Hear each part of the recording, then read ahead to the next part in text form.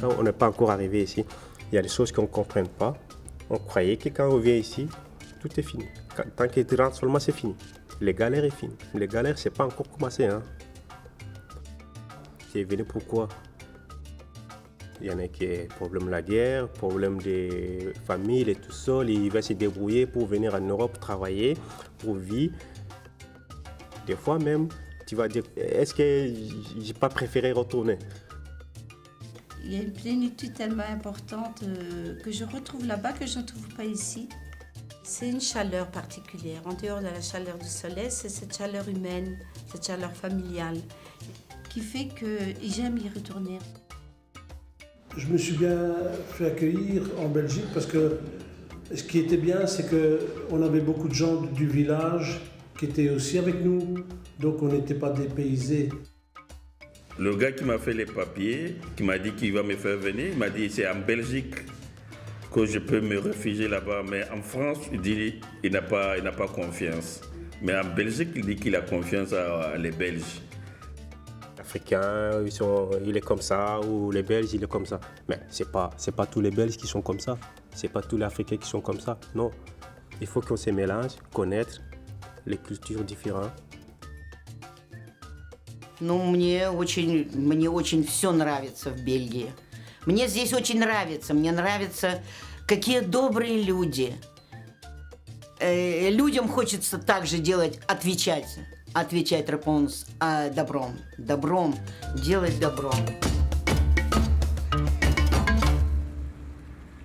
Des gens qui ne se connaissent pas, qui sont de cultures différentes. La seule chose qu'ils ont en commun, c'est de vivre à Saint-Guilain et d'avoir envie de cuisiner. Voilà, au début c'était ça. Voilà.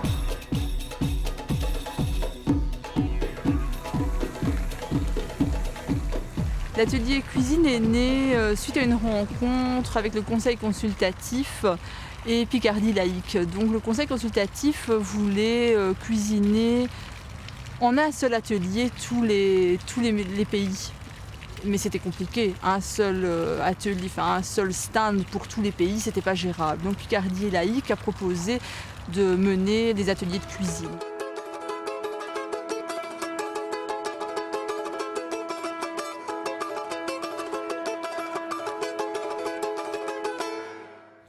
Je m'appelle Valentina. Je suis russe. J'habite à Belgique 4 ans. Je ne parlais pas beaucoup en français parce que je suis russe, mais j'ai étudié en français langue. Pour moi, français c'est le mot très difficile, mais j'ai étudié avec plaisir.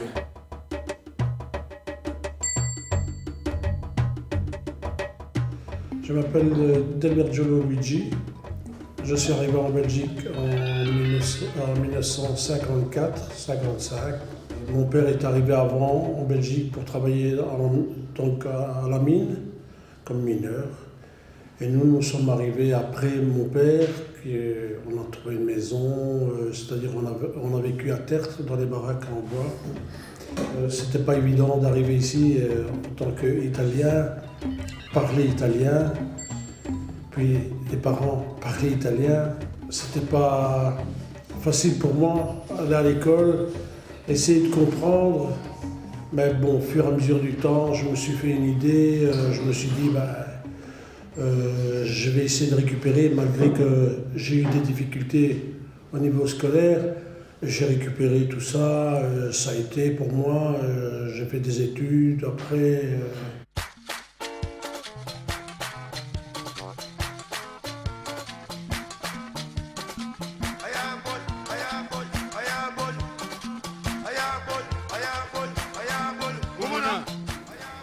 Je m'appelle Salim Atouka, j'ai un fils de 12 ans, il s'appelle Gabriel. Je viens du Congo, République démocratique du Congo, parce qu'il y a des Congos. Et je suis arrivée en Belgique en 2001. On est passé par l'Office des étrangers pour demander l'asile. J'ai mis longtemps pour avoir les papiers, au moins presque 7 ans. Et j'ai obtenu des papiers et après j'ai travaillé.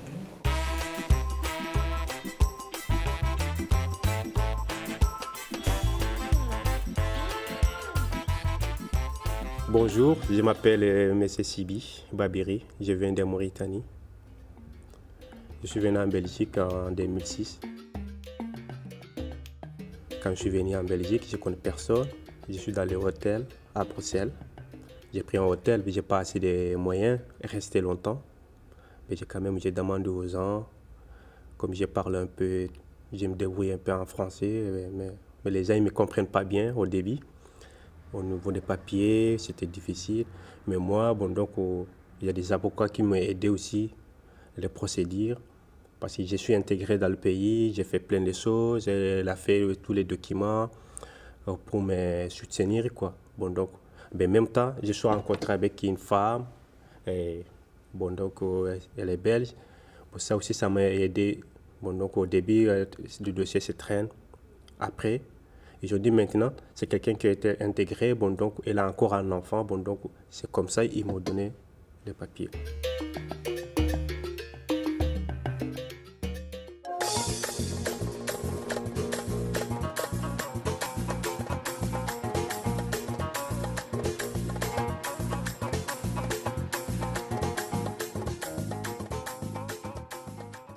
Je m'appelle Alaoui Fatiha.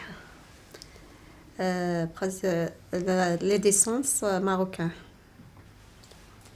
Je vais avec à Belgique. جيت un visa 3 شهور ورجعت وعاوتاني وليت صبطت ليا البنت باش نرجع باش نتعالج هنايا.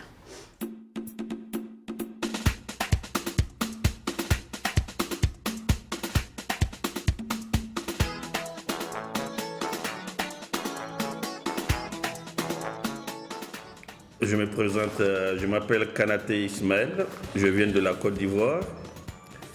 Je suis arrivé en 86 parce qu'il y avait la guerre.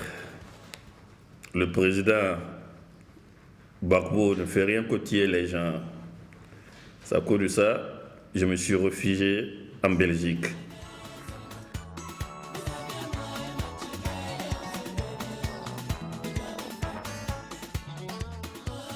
Parce que moi, je suis un aide de camp. Donc, ils ont tué mon patron. La femme de mon patron m'a appelé de chez moi, m'a dit de quitter chez moi. Les gens venaient chez moi. Donc, je me suis réfugié à Bamako. De Bamako, j'ai eu quelqu'un qui m'a aidé pour m'amener en Belgique.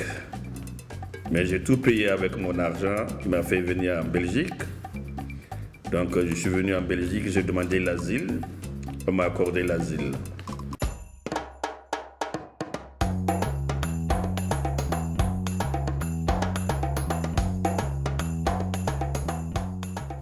Donc moi je suis née en Belgique. C'est un de mes deux pays, puisqu'en fin de compte, je suis née en Belgique. J'ai vécu quelques années en Algérie et puis seulement je suis revenue ici. C'est le pays que j'ai choisi. En fait, j'ai grandi ici, je suis retournée en Algérie dans les années 82. Et j'ai essayé d'étudier là-bas, malheureusement c'était bilingue français-arabe. Et le baccalauréat, je devais le passer en bilingue. Bon, évidemment, je ne l'ai pas eu. Puis j'ai travaillé et sur mon lieu de travail, j'ai rencontré l'homme que j'allais épouser. Et de là, il y a un enfant. Malheureusement, ça n'a pas marché. Donc, je suis restée aussi longtemps que j'ai pu. Puis, j'ai dû partir parce que malheureusement, je ne pouvais pas voir ma fille comme je voulais. Et voilà, on m'a enlevé mon enfant et je ne pouvais pas rester là. J'étais en train de dépérir. Et puis, mon père m'a suggéré de venir un mois en Belgique. Ça allait peut-être me faire du bien. Donc, je suis venue. Et puis, une fois que je suis venue, je suis revenue ici, je me suis rendu compte que je me sentais quelque part plus chez moi ici qu'ailleurs, plus comprise. Vivre en Europe, c'est aussi vivre sa culture propre. Donc là, vous voyez, je ne sais pas si on voit bien, il y a ma maman là qui est en train de préparer la tête du mouton de l'Aïd. Et ici, mon ex-mari qui est européen. Et là, mes enfants qui observent leur mamie, leur mouema, comme on dit chez nous, observe leur maman en train de se battre avec la tête qui ne veut pas cramer. Voilà. Ici, c'est mon papa qui, lui, demain, 1 an, qui sera décédé, et qui me manque beaucoup. Et mon papa, c'était... je crois que c'est comme tous les grands-pères, hein, c'est l'amour de ses petits-enfants. Il me disait toujours, je disais, mais tu as l'air de toujours beaucoup plus aimer tes petits-enfants que nous. Il me disait, tu verras quand tu seras grand-mère. Il fait, on aime différemment ses petits-enfants, mais c'est vrai, quelque part, on les aime encore plus et c'est normal. Maintenant que je suis grand-mère, c'est vrai, je reconnais que c'est un amour particulier. Alors, vivre ensemble, quand on est en Europe, on a des enfants. Les enfants, qu'est-ce qu'ils font? Ils vont à l'école. J'aime bien ces petites photos, là aussi. Partager un petit déjeuner, cette idée de partage qu'on enseigne maintenant ici aux petits, je crois que c'est quelque chose d'important. Partager une tartine, c'est assez symbolique en fin de compte.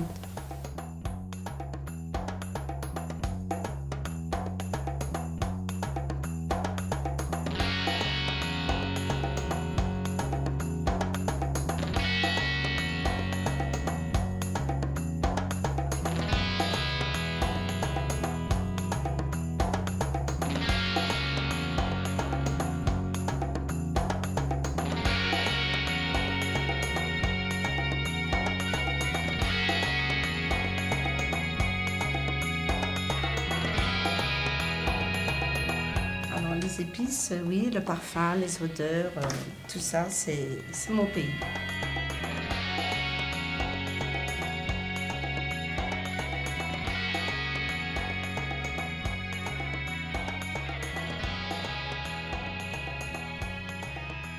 À l'âge de 16 ans, j'ai commencé à faire du vélo parce que ça me plaisait. Et en plus, c'était un sport que j'aimais bien, donc je ne buvais pas, je ne fumais pas, je ne me droguais pas, je n'allais nulle part. Je faisais ça sérieusement parce que c'était quelque chose que je voulais arriver. Là, j'ai gagné la course, d'ailleurs, on voit. Là. J'ai gagné la course. En plus, j'ai tous mes supporters de Belgique qui sont venus me voir. C'est inouï, c'est quelque chose d'impensable.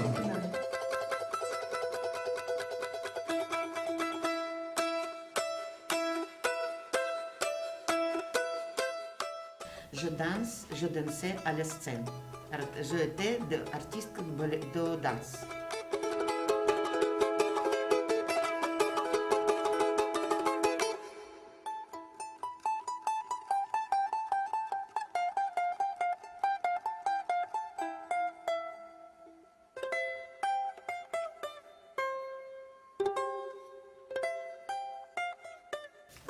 Mon fils aussi artiste de ballet.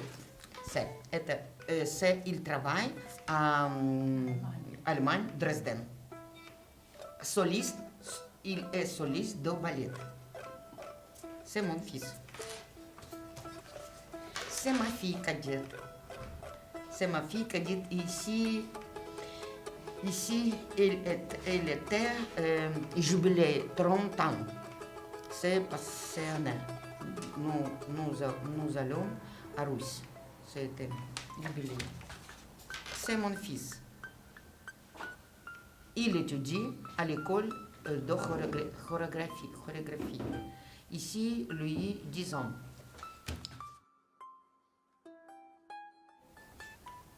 Ma famille, ici, mon fils, ma fille qui habite ici en Belgique, et les enfants, petits enfants. Oh, c'est mes petits enfants. Je suis contente. Moi, j'ai mon père, il est mauritanien, je suis né en Mauritanie, mais ma mère, elle est d'origine malais, mais ils sont tous mêmes dialectes. Bon, donc, mon père, il est décédé. Moi, j'avais l'âge de 14 ans, mais j'ai toujours avec ma mère en Mauritanie. Après, ma mère, elle est retournée au Mali. Comme moi, je suis grandi. Bon, donc, c'est moi-même que... Au début, je travaille à Nouadhibou pour les poissons. Bon, j'ai demandé à un cousin en France pour demander une aide. On va faire les trajets, bon, donc tout le monde passe, on prend le bateau, on va au Maroc. Maroc, c'est les frontières avec l'Europe. Bon, moi, je suis venu comme ça, petit à petit. Je suis arrivé, mon cousin, bon, donc, moi, je l'ai demandé, moi, j'ai préféré aller en Belgique.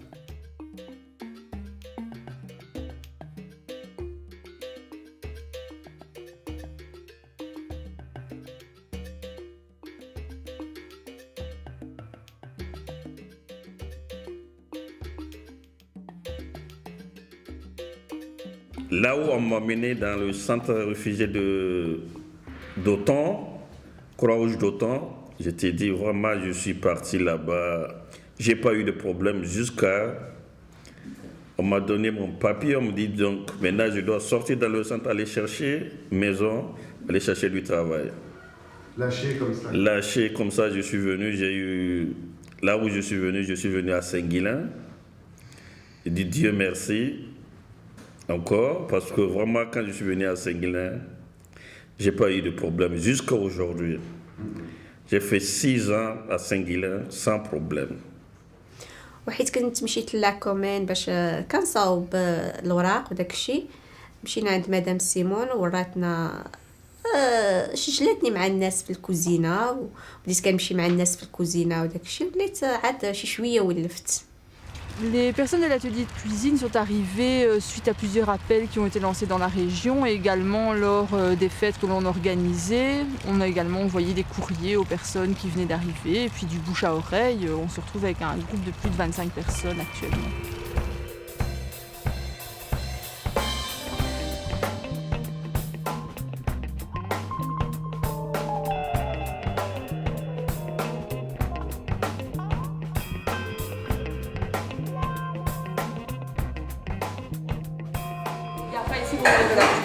On vient ici pour rencontrer d'autres personnes et on vient surtout, si des personnes ont un problème, qu'elles puissent en parler, elles doivent être prennent confiance en elles prennent confiance en moi, et c'est là qu'il y a des choses qui peuvent se dégager.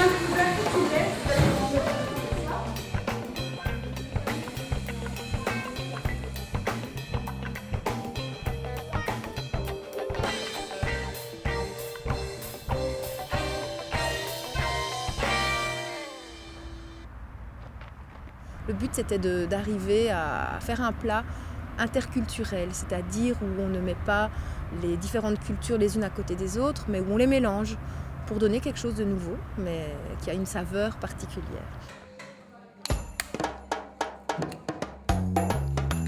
Ici, notre propos, ça a été de mélanger différents éléments pour faire un menu ni africain, ni italien, ni belge, mais un peu de tout ça. Je voulais le reflet des différentes origines dont le groupe est composé. Donc voilà, c'est une métaphore. La cuisine est la métaphore du genre de société qu'on essaie de promouvoir et de défendre.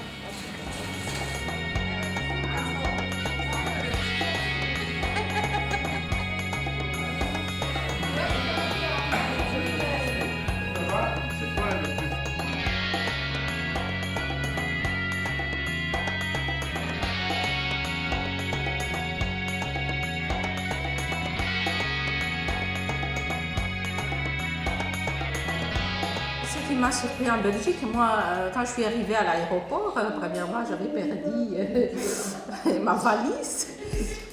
Et comme c'était la première fois, et Gabriel, il avait 1 an, et j'arrive, et ben, je me suis retrouvée dans les escalators par terre, aux yeux.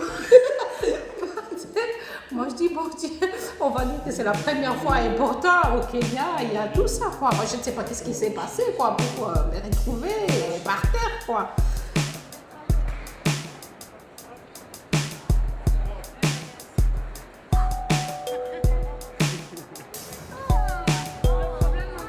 Des semaines après, on voulait me faire visiter et la maman, et la personne là où j'étais dans la famille, mais elle aussi ne savait pas qu'est-ce qui s'est passé dans des quartiers et tout. Elle m'a dit, mais écoute, j'aimerais bien envoyer des dollars au Congo, mais tu viens m'accompagner. Moi, je dis, ben, on arrive dans un quartier, on trouvait des femmes presque nues, quoi, dans les trottoirs comme ça. Oh, je te dis, c'était la première fois que je vois des trucs comme ça. Là, comme ça. Voilà, non, mais...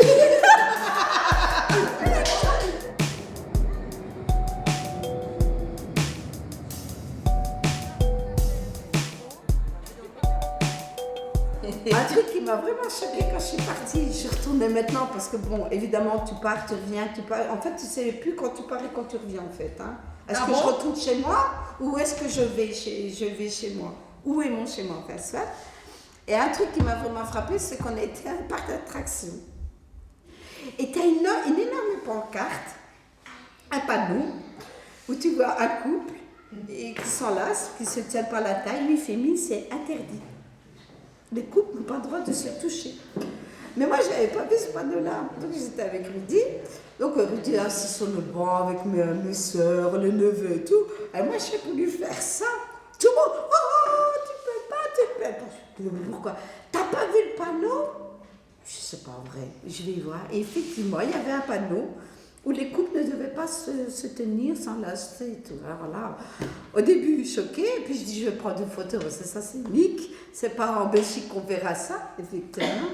Et je dis, mais en même temps, je peux les comprendre, parce qu'il y a eu beaucoup de débordements, donc ils sont obligés de limiter, et c'est rien pour dire d'éviter le pire.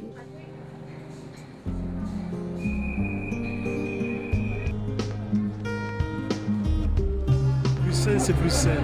Et ça restera toujours Bruxelles de toute façon. D'une manière ou d'une autre, c'est pas que c'est laid, c'est mauvais. Plutôt c'est le contraire, c'est magnifique Bruxelles. Bruxelles centre et à l'extérieur de Bruxelles aussi c'est bien. Je trouve que c'est quand même pas mal de voir les gens qu'il y a ici, discuter avec les gens.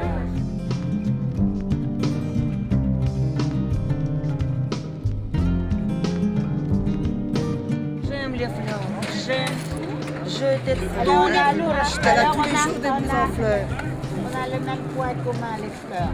Merci, chérie. Bonne journée, madame. Ouais, je suis arrivé à Bruxelles. Ça, c'est mon premier jour que je suis arrivé d'Afrique. On peut voir la photo? Voici la photo. J'ai vu, parce que j'ai un appareil photo, j'ai vu un Africain, il a dit de me prendre une photo. Et puis, on a fini, je lui ai demandé, c'est où on demande l'asile. Le monsieur, il ne me connaissait même pas, mais il m'a accompagné jusqu'à là-bas. Il m'a fait rentrer dans des métros, donc moi, c'est ma première fois de rentrer dans le métro jusqu'à... Il m'a emmené là où on demandait l'asile.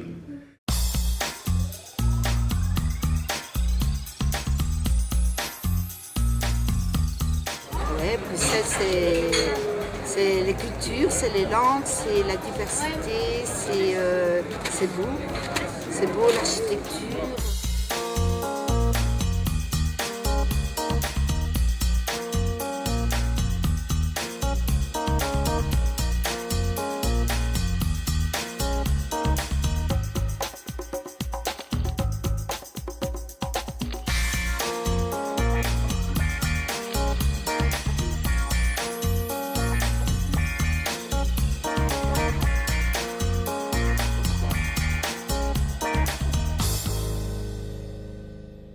Quand je suis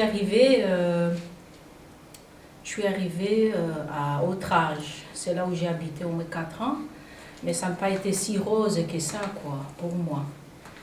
À ce moment-là, à l'époque, je ne sais pas c'est qui était président du CPAS.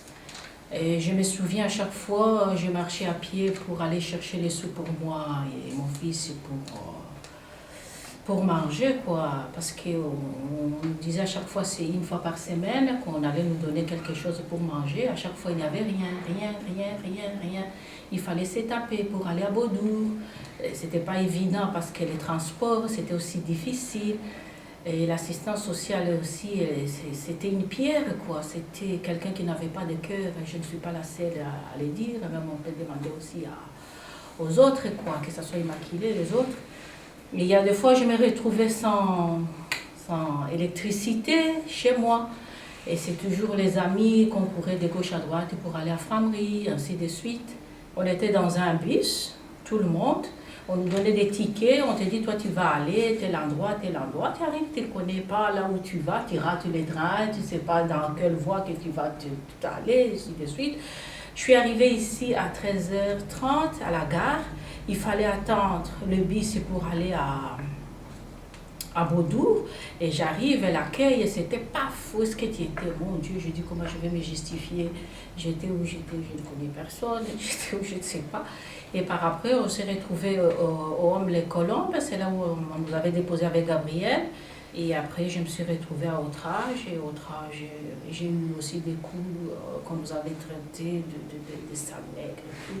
À l'école, on nous traitait toujours de saltchouk, retourne dans ton pays, tu viens manger les pains des autres, patati, patata. Bon, moi, ça rentrait dans une oreille, ça ressortait de l'autre parce que bon, je ne faisais pas attention à tout ça. Je dis que tu ailles dans n'importe quel pays, ça sera toujours pareil. Mais bon, j'ai quand même eu des difficultés au niveau des professeurs parce que bon, on me mettait dans un coin, on dit bon toi, ne dérange personne, va-t'en dans le fond de la classe, c'était tout, sans plus. Parce qu'il fallait savoir suivre aussi les cours, c'était pas évident pour nous, parce que quand on rentrait à la maison, c'était encore parler italien, on ne parlait pas français. C'était logique. Une fois à la gare, il y a un groupe. Ils venaient m'attaquer dans le train. Ben, je n'ai pas laissé faire aussi. Bon, donc, on a bagarré. Bon, donc, ils m'ont dit, ouais, c'est toi qui es passé, tu m'as insulté. J'ai dit, mais comment je vais t'insulter? Je ne t'ai jamais vu, je ne te connais pas. Ben, peut-être une autre personne. Je suis assis dans le train, et reste le train, il va démarrer. Il m'a coup de pied et tout ça. Ben, moi aussi, on se ramasse directement dehors. Ben, ils chantaient 4. Pendant qu'on se frappe. Il y en a un qui même il m'a jeté les canettes, il m'a blessé ici. Et j'ai parti directement à la police, bon, à Rochefort. Ben, après, ils ont dit que ça c'est le racisme. Bon, donc ils m'ont demandé comment il est, je demande. Bon, donc ils ont cherché la personne. Bon, 3 jours quand même, le policier me surveillait. Parce que comme j'ai dit, tous les jours, l'heure que je vais prendre le train, ils me surveillaient. Moi, j'ai fait comme je ne vois pas la police. Mais ils sont dans le parking cassé, ils me surveillaient. Peut-être qu'ici, ils veulent me... Ça me fait plaisir. Bon, donc, ils me surveillaient. S'ils veulent m'attaquer, je les vois. Moi aussi, je les vois. Je les vois, le policier, mais je dis rien. Je prends mon train. Ben, je suis content aussi. Dans ma tête, je suis assuré. Moi, je suis assis, je suis en train de regarder la télévision avec des gens, des amis dans le centre. Mon assistant social est venu toucher ma tête. Il me dit, ah, mon fils, toi, tu as la chance. Je l'ai suivi pour me dire pourquoi elle m'a dit que j'ai la chance. Elle m'a rien dit. C'est juste que le lundi, parce que c'était un dimanche. Le lundi, je dormais. Ils m'ont appelé dans ma chambre à coucher. Au téléphone, ils me disent de venir avec des photos. Bon, quand on m'a dit de venir avec des photos, mon première fois, moi j'ai eu peur. Moi je pensais qu'on va me ramener en Afrique. J'avais eu peur. Maintenant quand je suis venu dans leur bureau, ils m'ont appelé au téléphone, je suis venu dans leur bureau, je ne voyais personne. Ils sont 4 aussi dans le bureau. Normalement s'il n'y a pas quelqu'un, tu peux trouver quelqu'un, mais le jour-là ils sont cachés en bas de leur bureau. Je suis rentré seulement, ils m'ont dit félicitations, ils ont crié félicitations. Ah, j'ai dit, ah, Dieu merci, donc on ne va pas m'amener en Afrique. На Руси жить людям хорошо, то есть все есть. То ли вêtements, то ли манже, то ли beaucoup, marché, magasin, le légume, ну, то ли. Mais люди получают очень мало аржон, особенно обиженные пенсионеры, пенсион. Ils payaient pas beaucoup, ils payaient. Je payais 200 euros. C'est tout. Et ils payaient à la chambre en son. À quel objet, à quel manger, à quel... И beaucoup коррупция. Вот. И tout le monde comme пенсион, comme vient старый народ, и они ничего не могут сделать. И не сделают, потому что там все правит руководство. Там уже все богатые, какие имеют коттеджи, какие имеют дома, Le Maison Grand, дворец.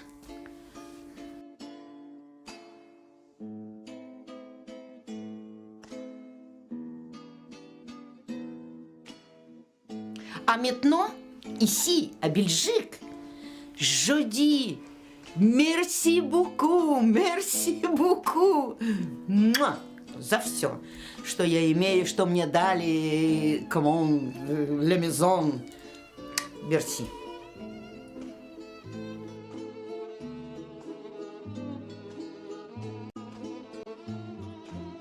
Moi, au début, ils m'ont envoyé, ils ne peuvent pas me donner un papier négatif au centre. Quand moi j'ai vu ça, moi je ne savais même pas c'est quoi négatif, parce qu'avant je ne parle pas français bien, je ne sais pas c'est quoi.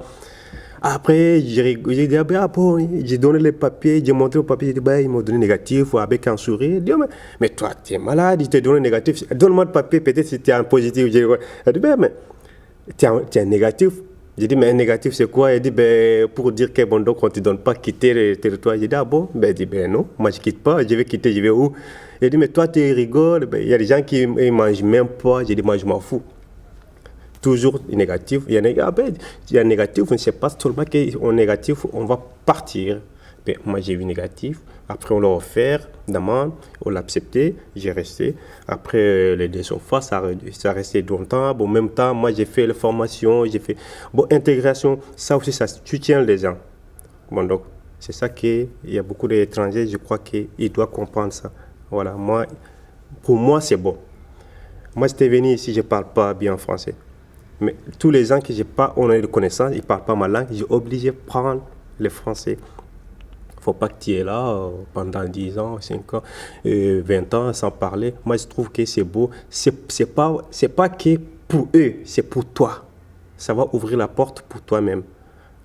C'est ça qui a aidé moi. Même maintenant, je travaille, mais je ne connais pas écrire. Mais juste parler, ça m'aide pour travailler.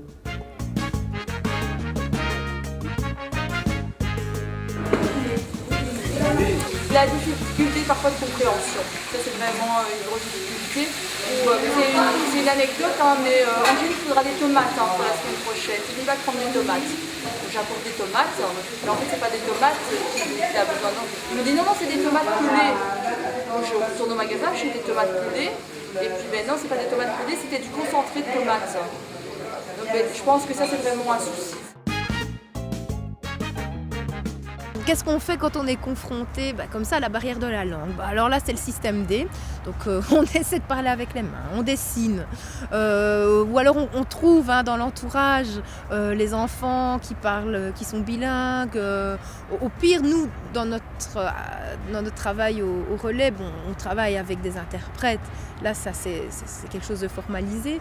Dans ce groupe-ci, on essaye le système D. Et les gens entre eux aussi s'arrangent. Donc elles n'ont pas le français ni l'une ni l'autre. L'une parle arabe, l'autre parle russe. Et en fait, elles allaient très bien, elles se comprenaient, elles savaient très bien ce qu'elles devaient faire l'une l'autre, elles communiquaient. C'était super avant.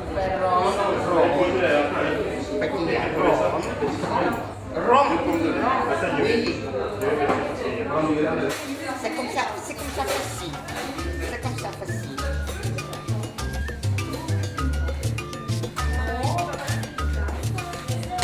Chacun a présenté un plat de son pays et on en a retiré un ingrédient.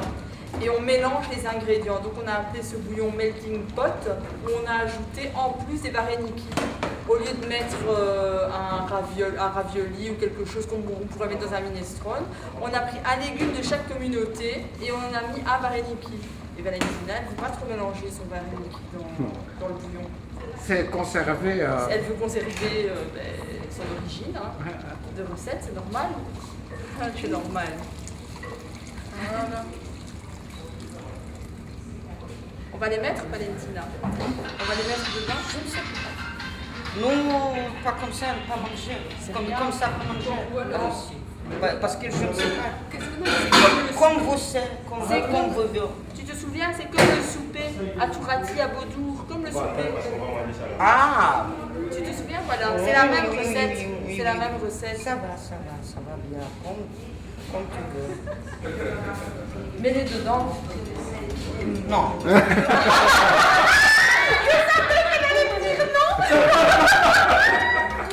C'est bon ça. Oh, ça j'aime bien.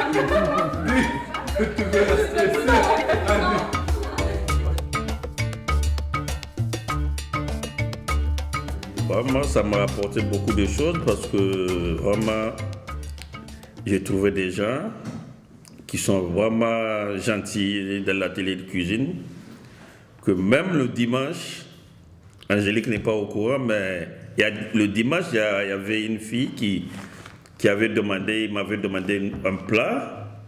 Donc le plat, ce n'est pas le plat de chez moi, c'est les plats du Cameroun. Elle m'a demandé si je sais faire la sauce. J'ai bien dit, j'ai dit, bon, je sais faire la sauce. Ils m'ont demandé, est-ce que je peux faire ça? Ils vont manger. J'ai dit, il n'y a pas de problème. Le dimanche, je les ai invités chez moi.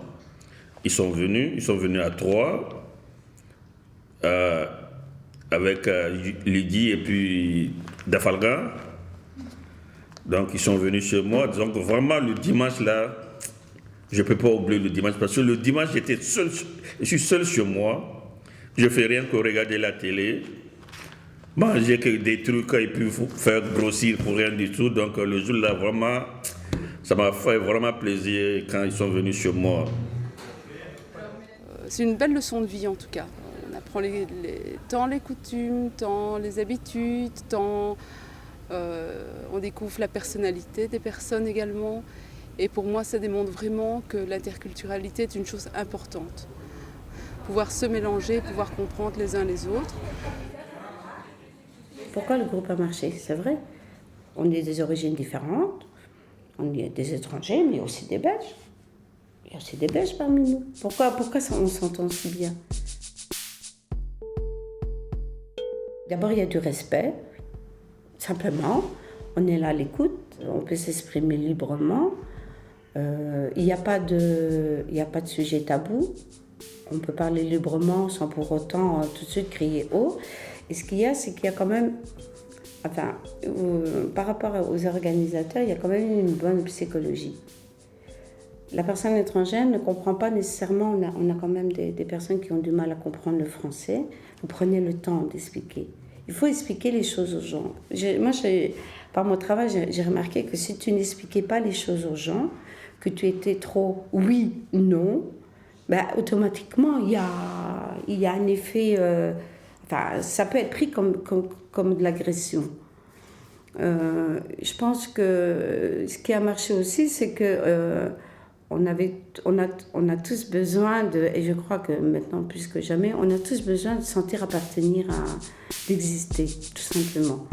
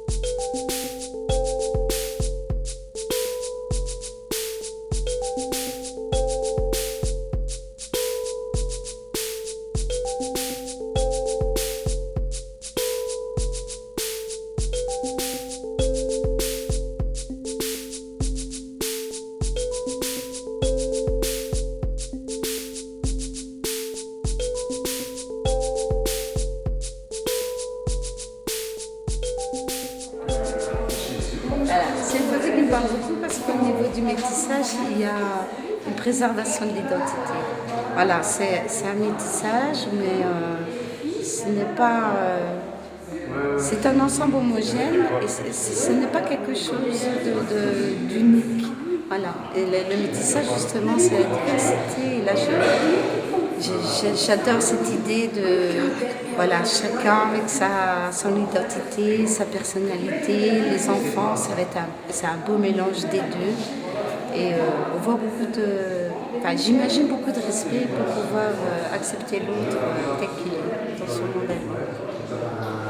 J'adore.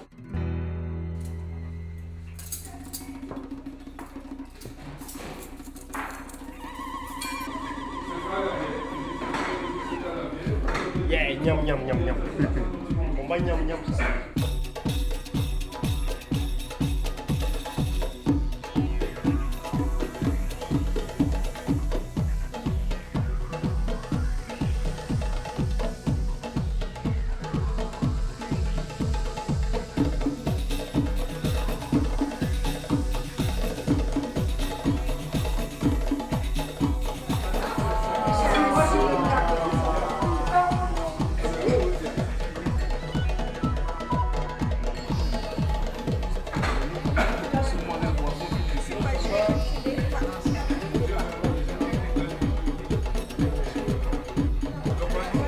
Ça, même le président de la République de la Côte d'Ivoire, il mange la kiki. La kiki, c'est pas pour les riches, c'est pas pour les pauvres. Tout le monde mange ça. On mange ça à la main, comme ça. Wow. Si tu manges avec ta femme, tu ne touches même pas le poisson, c'est elle qui coupe les mets ça devant toi. Voilà, c'est la femme qui nettoie pas. Je sais que ma femme vient. En Belgique, non. Tu n'as pas mangé le poisson? Alors je vous souhaite un bon appetito italiano, buon pranzo. C'est en langue soninké, on dit Arna Motindan. Et soninké, ça vient d'où? Soninké, ça vient de Mauritanie, Mali, Sénégal, Gambie, un peu d'Afrique de l'Est. Voilà. En fait, comme je suis sénégalais, en Sénégal, les langues que tout le monde parle, c'est du Wolof. On dit Djama Kafar, Nares Djam. Alors, je vais dire bon appétit en wallon, parce qu'on emploie principalement à Mons, donc bon appétit Medja. Merci. Voilà, moi je vous dis d'aller de langue parce que c'est quand même mon pays natal, donc je vous dis bon appétit. Et le pays de mes parents, ça Et comment on dit bon appétit en russe? Bon appétit, c'est приятного аппетита. Всем, tout le monde. Всем, tout le monde, приятного аппетита. On ne l'est pas. Et tu peux dire bon appétit, s'il te plaît? Abarka. Barka. Abarka. Abarka. Oui. Pourquoi? C'est pas ta langue. C'est la langue de qui? Même nous aussi on dit abarka. Ah ben.